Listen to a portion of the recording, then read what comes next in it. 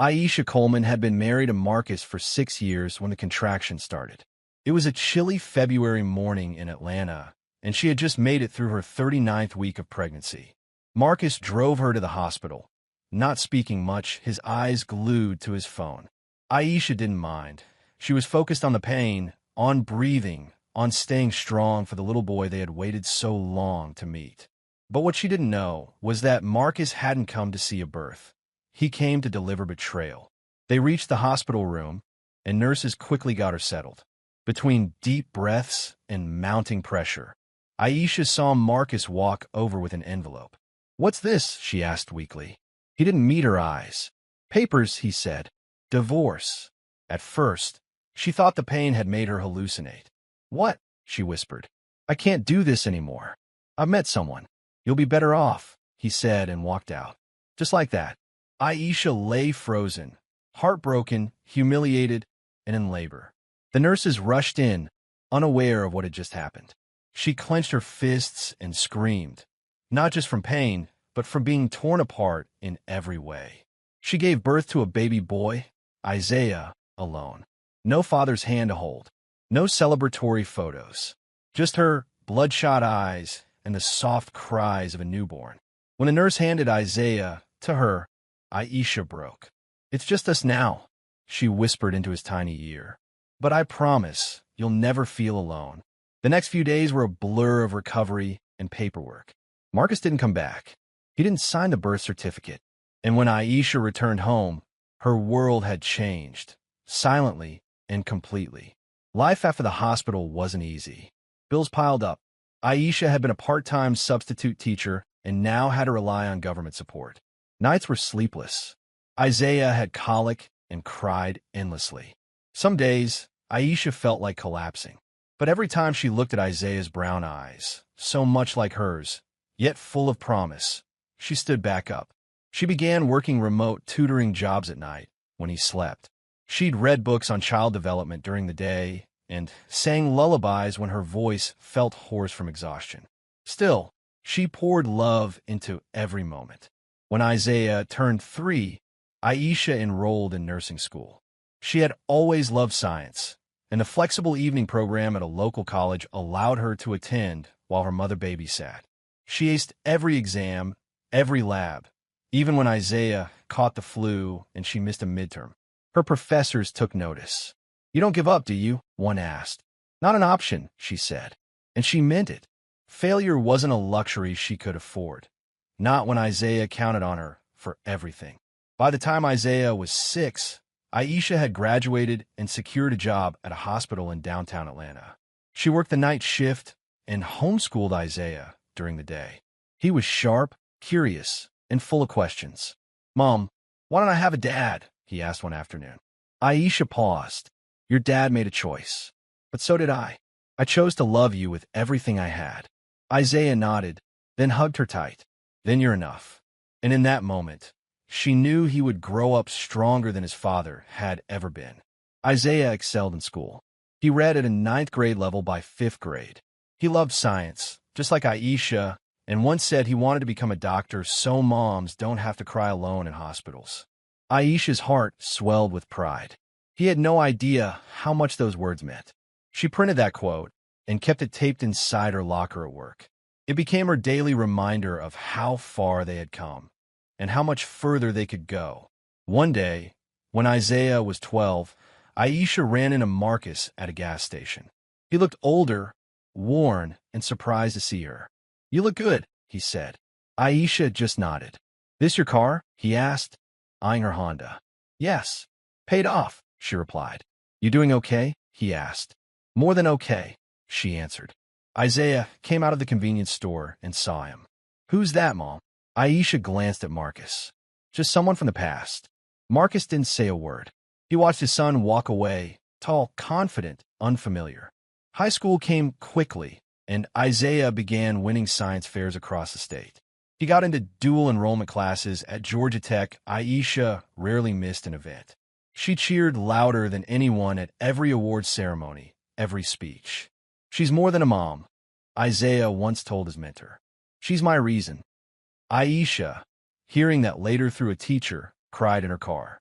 quiet tears of joy and validation. On the eve of Isaiah's high school graduation, a video he made for his senior capstone project went viral. In it, he shared his story, raised by a single mom, abandoned at birth, and inspired to become a doctor. The video ended with him looking into the camera and saying, "Success isn't about who's in your corner at the start. It's about who never left." Within 48 hours, it had over 1 million views. The video caught fire. People from all over the country messaged Isaiah and Aisha, praising their strength. News outlets reached out for interviews. One morning, Aisha woke up to a voicemail from Good Morning America. "We'd love to have you and your son on the show," the producer said. Aisha sat in silence, hand over her mouth, barely breathing. She had spent years unnoticed, unseen, holding her world together with faith and tears. And now, the world was watching. Their segment aired the following week. Dressed in a soft blue dress, Aisha sat beside Isaiah in the New York studio. The host, beaming, said, "Aisha, your son credits you for everything he's become. What kept you going?" Aisha looked into the camera and said, "Knowing I was his first and only line of defense. I couldn't afford to quit." The audience applauded. Isaiah reached for her hand, then looked into the camera and added, "She didn't just raise me, she rebuilt herself." The clip was shared across social media, sparking hashtags like hashtag #MamaAisha and hashtag RaisedByQueen. Later that night, Aisha received a message from Marcus. It was simple. "I saw the interview. I'm sorry. I was a fool." She didn't respond. She stared at the message, not with anger, but peace. She had nothing left to say. Marcus had missed everything. First steps, first words, first awards, and now, the first global recognition. Regret was his weight to carry, not hers. Isaiah received full-ride offers from several Ivy League schools, but chose Morehouse, just like his mom hoped. "I want to be trained by Black excellence," he said. Aisha nodded, smiling. "Just promise me you'll keep your feet on the ground. Only if you stay with your head held high," he joked. She laughed, the kind of laugh that comes from healing. In college, Isaiah flourished. He interned at hospitals in underserved areas, volunteered at free clinics, and even co-founded an initiative to support young single mothers pursuing education. He named it Aisha's Light. When his mentor asked why, Isaiah said, "Because my mom never had help. I want to change that for someone else." Aisha visited one of his clinics once and cried quietly behind her sunglasses as she saw teenage mothers being handed books and baby formula, with her name printed across each bag. One day, Isaiah received an invitation to speak at a National Youth Leadership Summit in Washington, D.C. Aisha traveled with him. As he stood on stage before thousands of students, lawmakers, and CEOs, he shared his story again, but this time with more emotion, more fire. "My father walked out on me during birth," he said. Gasps echoed through the room. But the woman who stayed, she turned brokenness into brilliance. The audience rose in applause. Aisha wiped her eyes as cameras flashed. The speech went viral. Again, this time, it landed him a spot on the cover of Time magazine's Voices of the Future issue. The photo featured Isaiah in a white coat, stethoscope around his neck, and the caption, "What a mother's love can do."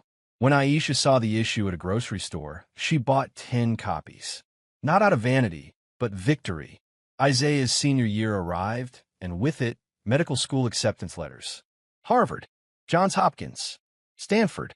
He chose Emory University because it was close to home, close to her. "I want to be near you when I take this next step," he told her. Aisha teared up. "You could go anywhere, but nowhere without you," he said. Graduation day was held in the university's grand auditorium. Isaiah, now a grown man in a tailored suit, stood as valedictorian. The room was filled with family members, graduates, and professors. And then he began his speech. "I want to dedicate this moment to someone who never asked for applause, but earned every standing ovation." She was left with a newborn and divorce papers on the same day. And instead of breaking, she built. Every camera turned to Aisha. She sat in the front row, shaking, tears streaming. "That's my mother. The reason I'm here. The reason I made it. The reason I believe in miracles." The video of the speech was uploaded within hours.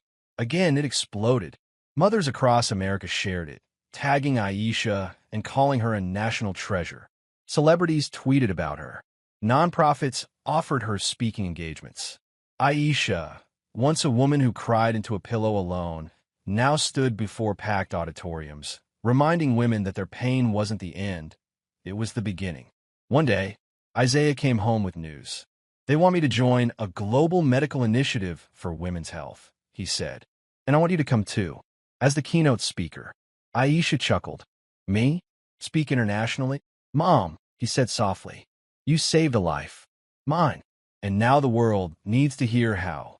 That night, she pulled out the old hospital bracelet from her labor, faded, bent, and placed it in a memory box beside the Time magazine and her son's speech.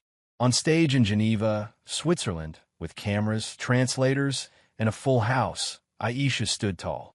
"I was broken, discarded, and dismissed," she said. "But I held on, because sometimes all it takes is one person believing in you, especially if that person is you."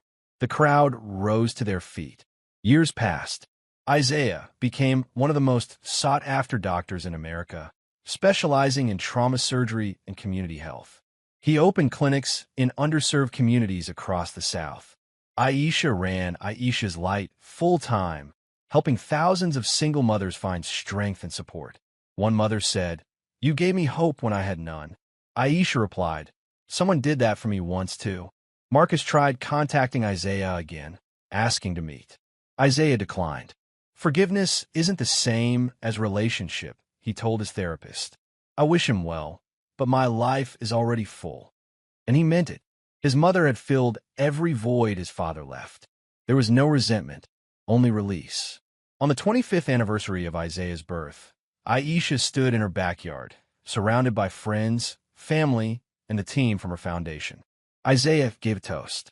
"She started with nothing, but she gave me everything. My name is Dr. Isaiah Coleman. But before any of that, I was hers." The crowd clapped. Aisha smiled, looked at the stars, and whispered, "We made it, baby." And for the first time in her life, every wound, every tear, every lonely night felt worth it.